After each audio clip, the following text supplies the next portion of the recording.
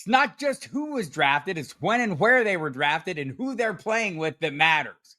Dynasty requires patience, and we're here to play the long game. I'm Bob Harris, and it's time to go on the hot seat. But first, footballguys.com, that's your website. I appreciate you joining me here every Tuesday around this time. Hit the subscribe button, the notification bell, all the YouTube stuff. Like, share, comment. You can dislike us too. As always, I have a great guest put on the hot seat. This time, my good friend, Michael Fabiano. You know him, he's the senior fantasy analyst at Sports Illustrated, an FSWA Hall of Famer like myself, formerly of CBS, NFL Media. You've seen him on your television box, and my colleague and co-host at SiriusXM Fantasy Sports Radio. You find him on the X machine at Michael_Fabiano. Fabs, how you doing, man? You handsome son of a biscuit, Bob Harris. What's up, buddy? That's true. It's true. Not much, man. It's good to talk to you.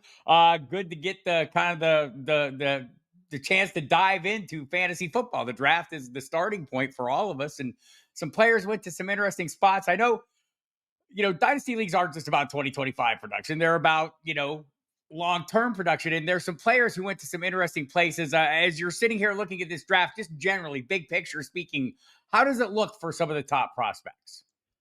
In Dynasty, better. In redraft, not great. I mean, we look at some of the landing spots. I mean, outside of, Ashton Genty and Ted McMillan and Cam Ward, who's got a guarantee to be a prominent member of the offense? You could maybe throw Tyler Warren in there and Colston Loveland, although he's got to compete with Cole Kmet there in Chicago. And you and I talked about this, like, while the draft was going on. We were like, this draft kind of sucks in fantasy because I remember when the Broncos didn't take Omarion Hampton, he ended up going to the Chargers. I'm like, man. Now we'll talk about Hampton at length, but in year one, it's not exactly the best landing spot. I think long-term is going to be just unbelievable. But in year one, I think that's where you're going to have some potential ceiling issues with a lot of these rookies. Yeah, I think your chances with the first year guys is, and not the ones outside of Genty and Cam Ward, the sure starters, Ted McMillan. We'll see about some of the other receivers that come on. Travis Hunter is going to be an exciting player, but we don't know how much he's going to play on one side of the ball or the other any given week. James Gladstone, the GM in Jacksonville, kind of said, and it sounds like they'd like to see him a lot on offense. Liam Cohen is an offensive minded coach. He is the head coach. I'm guessing he'll have some say in this, but there's some uncertainty there. And so the best receiver in the draft has a lot of uncertainty around him.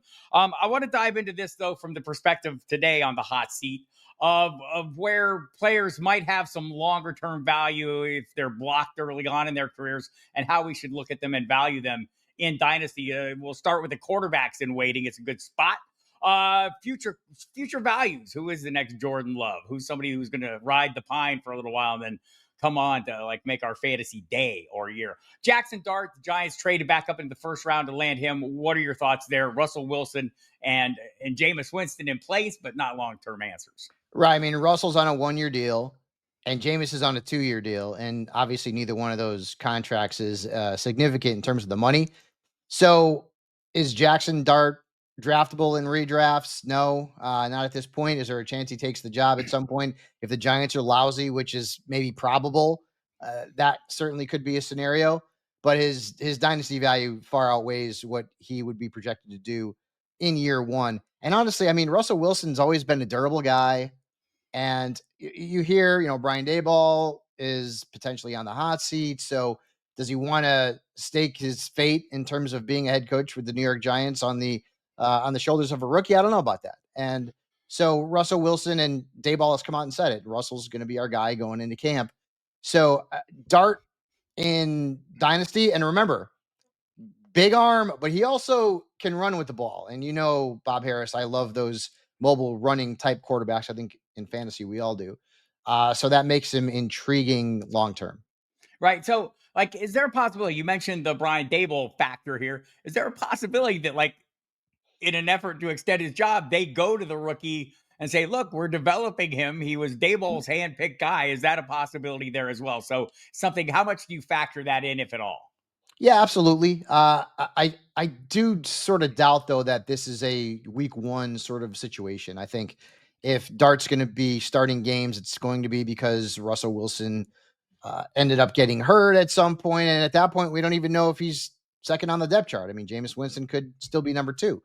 Uh, I I would probably guess that Jackson Dart will start fewer than 8 games, Right. and 8 games might be on the high end during his rookie season. I get it. New York media, if Russell's not playing well, people are going to be calling for his head, but you also don't want to rush Dart into a situation maybe where he's not 100% ready to be a starter in the NFL. And let's not forget again the Giants, not the best offensive line, and certainly a team that is probably, I would guess, maybe more apt to having a veteran under center, at least right now.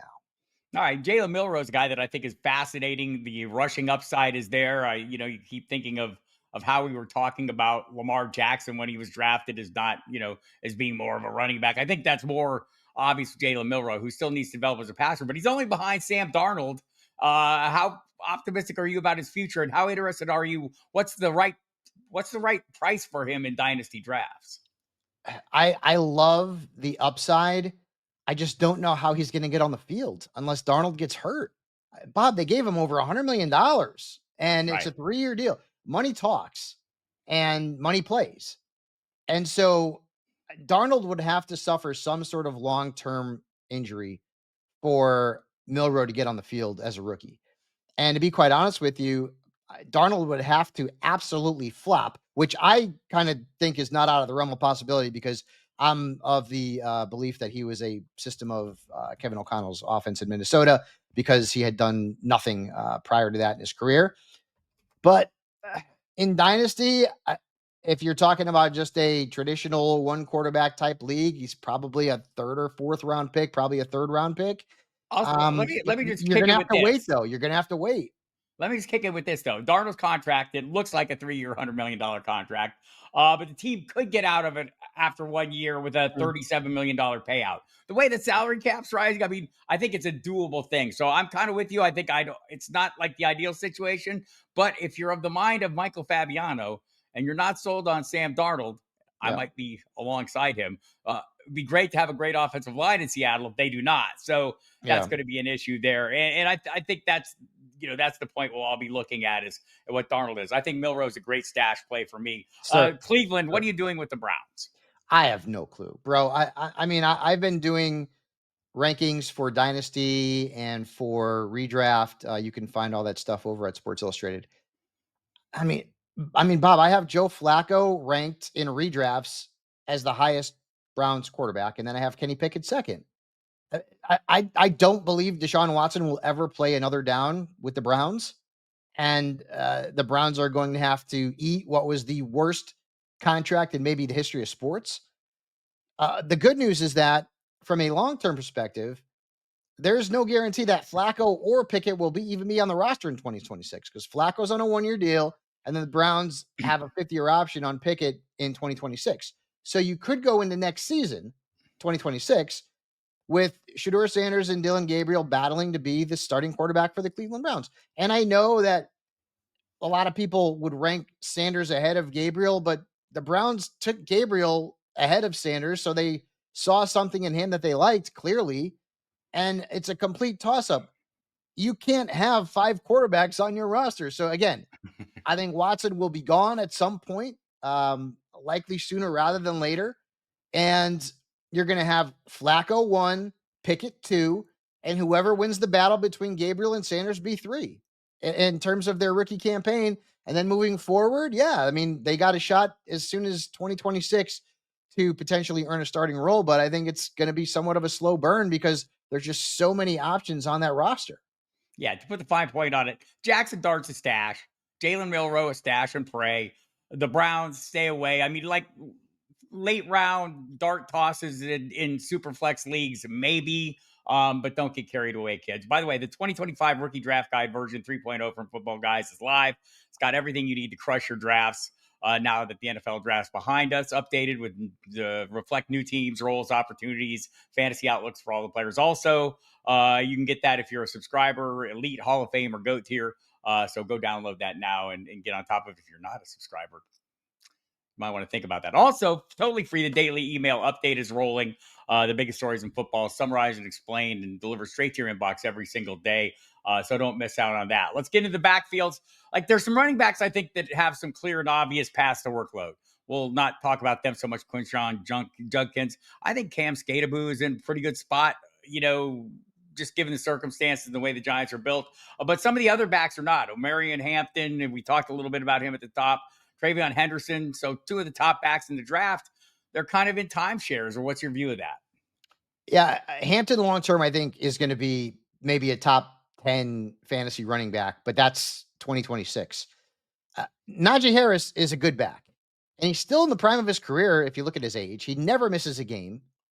And so I and you and every other fantasy analyst out there is telling you go get Omarion Hampton far before Najee Harris. But that doesn't mean that this isn't some sort of 50-50, 60-40 split where both of these guys are getting work. Because again, Najee Harris is not a guy that they brought. He's not Gus Edwards. Right. He's still got some gas left in the tank. I love Hampton's upside. We know that Greg Roman loves to run the football. We've seen some running backs put up some very good numbers. Even last year, J.K. Dobbins, who I'm shocked is still available in real football terms. Omarion Hampton to me is probably a low RB2, high flex type in redrafts. But in Dynasty, I love him, and I've got him ranked second behind Genty. I really think he is a perfect fit for Harbaugh and Greg Roman's offense.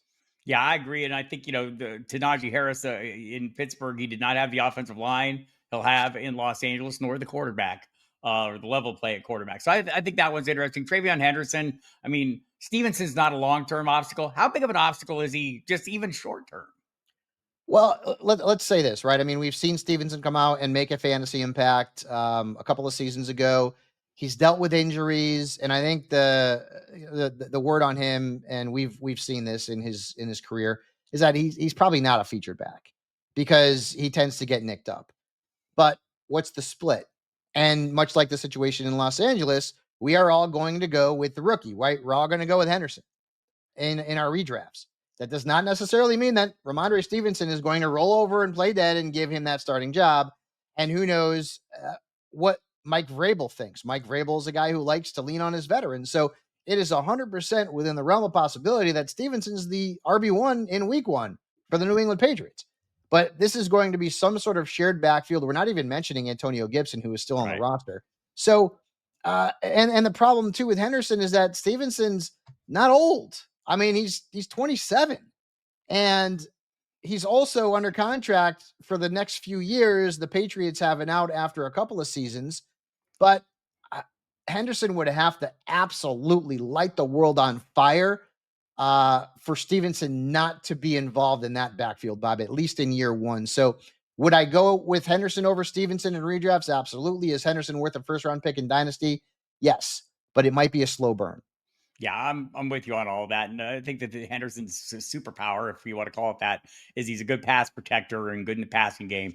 If you're a rookie and you want a path to workload, pass blocking is part of that. There are some guys who got drafted behind some older players who maybe an injury or a season away from success. Woody Marks in Houston being one of those. Mm-hmm. Yeah, and Damian Pierce, I mean, it's amazing. Like that guy's fall from what fantasy value was from 60 swift, to 0 man. at nothing.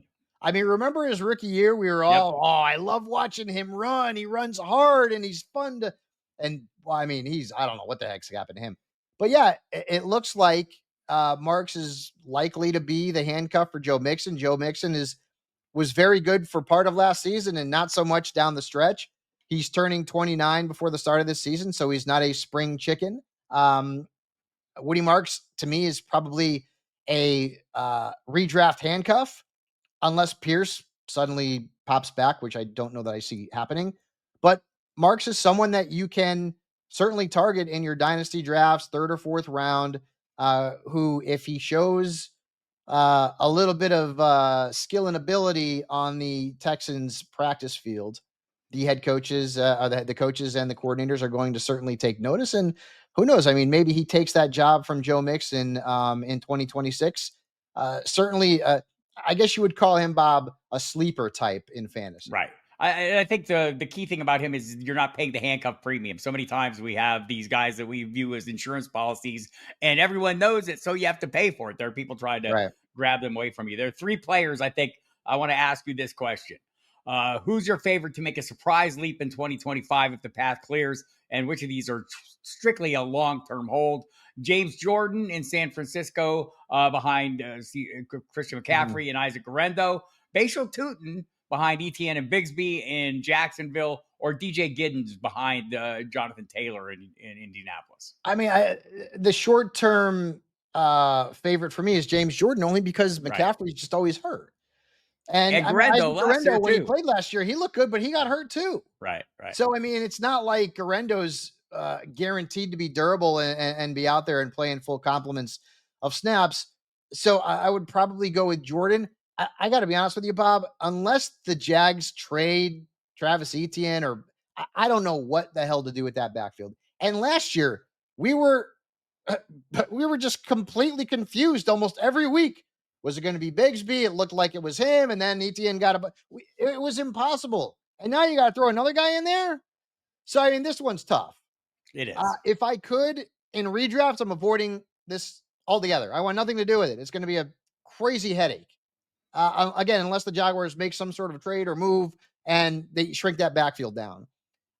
Tootin is going to end up being a player that could potentially, because when you look at the contracts, this could be the last year of his rookie deal, Etienne.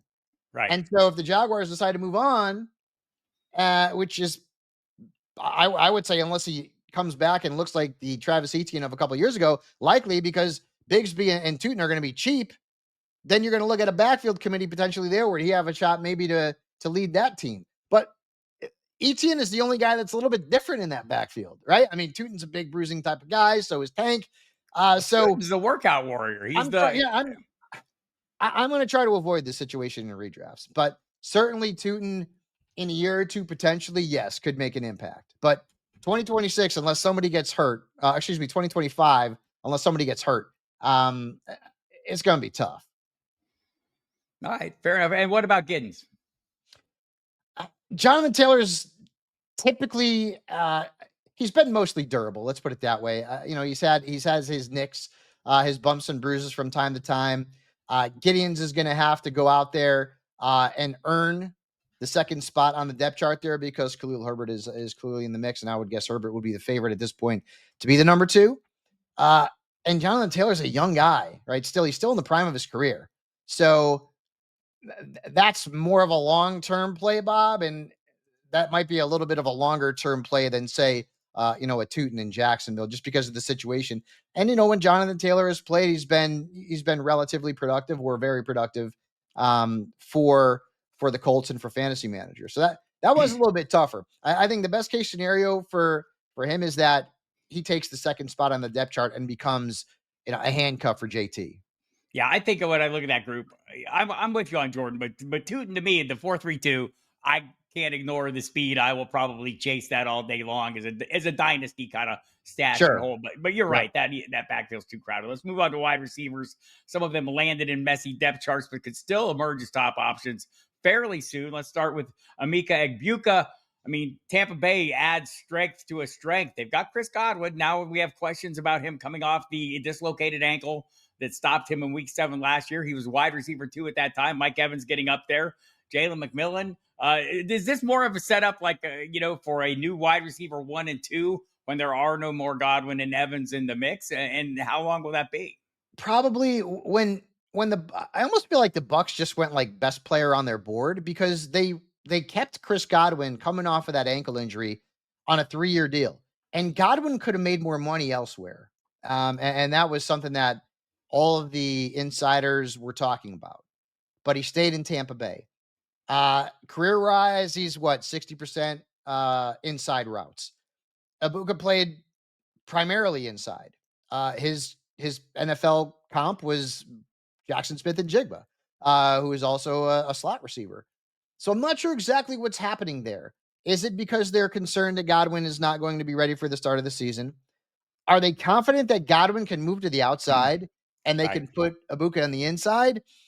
Godwin's had a lot of success in the slot. I don't know if you break Right. something. So That doesn't Jason need to be Light, the fixed. GM, said this week that this doesn't mean that Chris Godwin's recovery isn't going well, but it also means that they can play it safe, right? Like there's a Sure. lot of ambiguity there, and so this is a situation we'll have to watch there I over also think time. too, Bob, remember the situation that the aforementioned Jackson Smith and Jigba Right, entered DK and Lockett in his rookie year. I mean, he showed some flashes, but he wasn't a must start in fantasy by any stretch of the imagination. I think Ibuka could end up being quick some riser. sort of version of that in year one, and then you see what happens. I mean, Mike Evans, the guy is just great. He's going to the Hall of Fame. There's no question about that. But he's in his early 30s. He's not getting any younger. So yeah, I think you're right. And we didn't even mention McMillan, Right. Jalen McMillan, who was fantastic down the stretch when Godwin was out. So it's crowded. I think Evans is clearly the target there. Abuka's probably going to get drafted in the first round in Dynasty, but in redrafts, my guess is that he'd be the third Buccaneers wide receiver drafted, and maybe even the fourth for people who like McMillan. Packers grabbed two receivers, Matthew Golden, who seems to fill an immediate need in the first round, their first rounder since 2002. Savion Williams, who seems like kind of a Jaden Reed type, right? Mhm. Does this just add to the confusion in an already hard to figure out wide receiving core? And we know or Christian Watson likely going to need him, if not the full year, at least until November or so to return from his ACL. Romeo Dubs has been less than inspiring. How do you see it playing out there? I mean, Watson he's been a disappointment, and I don't know that he's going to be what the Packers drafted him to be a few years back. And when you look at the contracts, Watson's going to be a free agent after this season. Dobbs is going to be a free agent after this season. So you're potentially looking at a Matthew Golden, Jaden Reed, Savion Williams, Dontavian Wick sort of situation in 2026. But until then, it's going to be mass confusion. At least Matthew Golden to me, and I know he was lightning fast at the combine and he was one of the winners there, but man, I don't see him as an alpha, Bob, right? I don't see him as like a Devontae Adams or a Jordy Nelson, to give you a couple of former Packer examples. I just don't see that.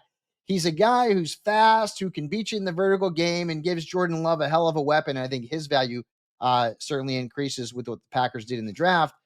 But I, I still am not sure that I will get production on a consistent basis from any one Green Bay Packers wide receiver in 2025. If I do, maybe it's going to be Jaden Reed, but I was wrong about him last season, so I have a little bit of a PTSD with Jaden Reed. Uh, the Packers and the Panthers too. That's another one. There's a lot of question marks at wide receiver, and that is going to be a situation that we need to keep really close tabs on as we get through training camp and into the preseason and see where these guys are on the depth chart.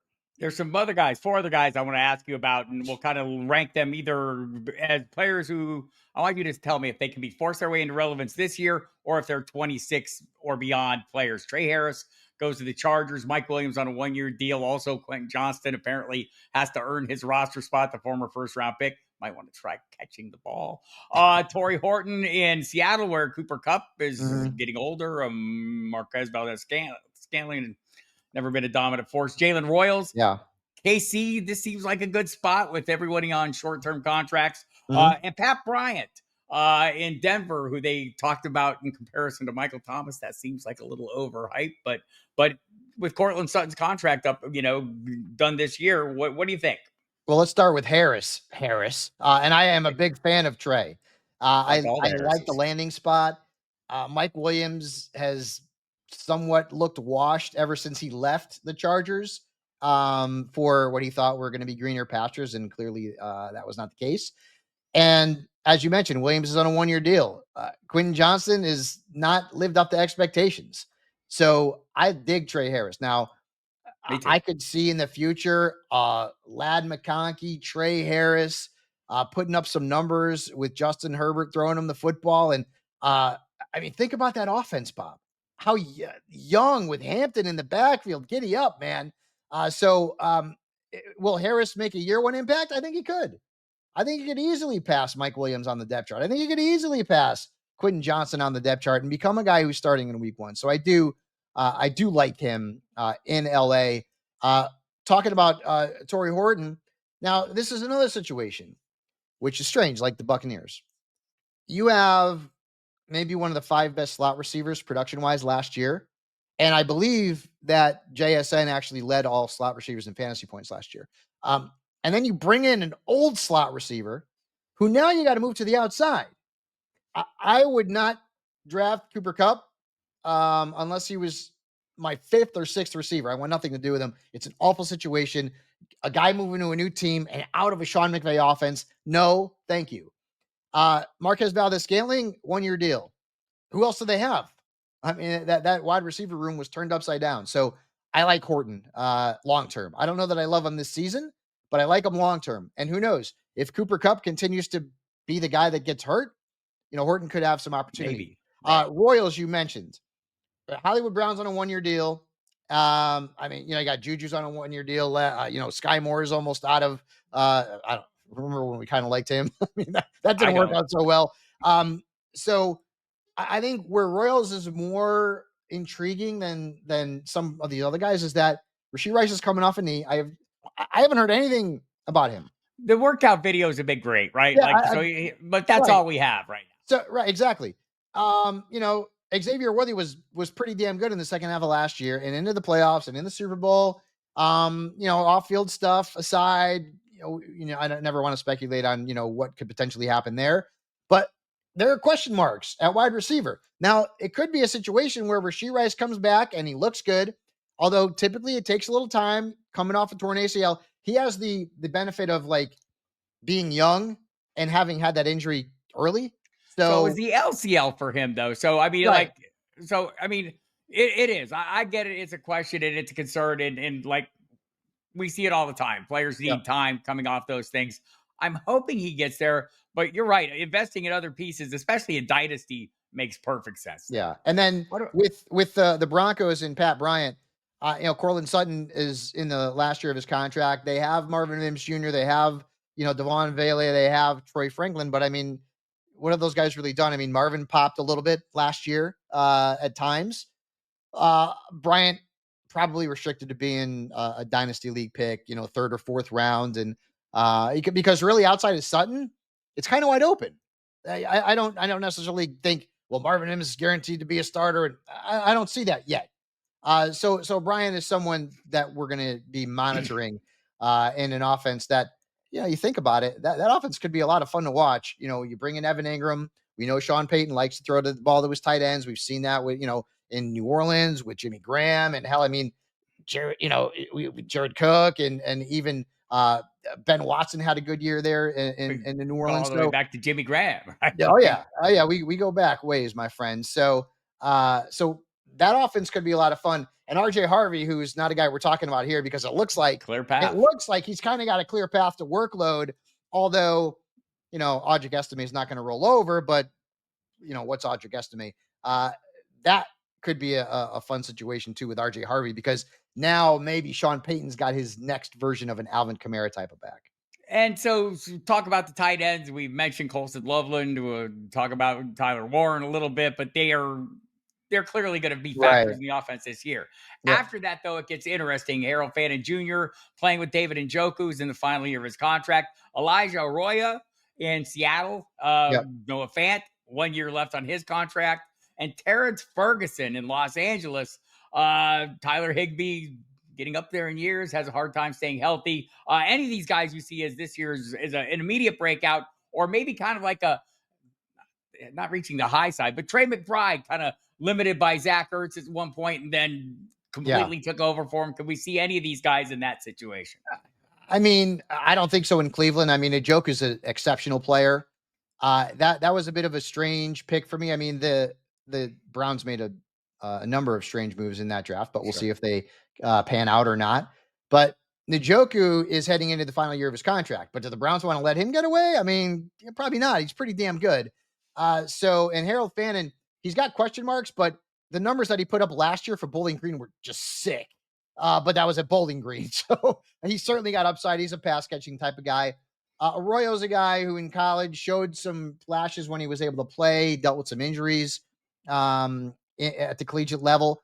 But as you mentioned, Fant's on a 1 year deal. So I think he would probably end up being the favorite to be the heir apparent. And maybe if Fant goes down with injury, he could be that kind of guy, as you mentioned, a Bride, who maybe starts to see a little playing time down the stretch. And Seattle's got question marks at receiver in terms of their playmakers.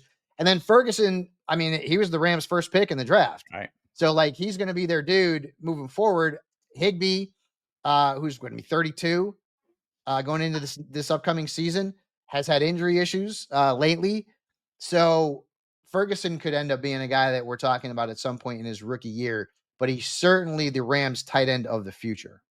Again, it's easy when these guys have the clear paths to workload, the Ashton Genties, the Ted McMillans, the Tyler Warrens and Colston Lovelands of the world, and even Travis Hunter. The rest of these guys get tricky. We hope we've helped you sort through that. Michael Fabiano, find him on X at Michael_Fabiano and at SI.com. Tell us what you got going on there, Fabs.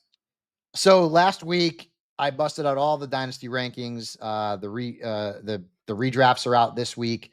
The dynasty startup stuff is already out. I'm going to have a mock draft coming out this week, a fantasy mock draft, probably do a 1 round, 5 round mock. It's that sort of stuff that we're talking about now that we have most of the puzzle pieces put in their spots.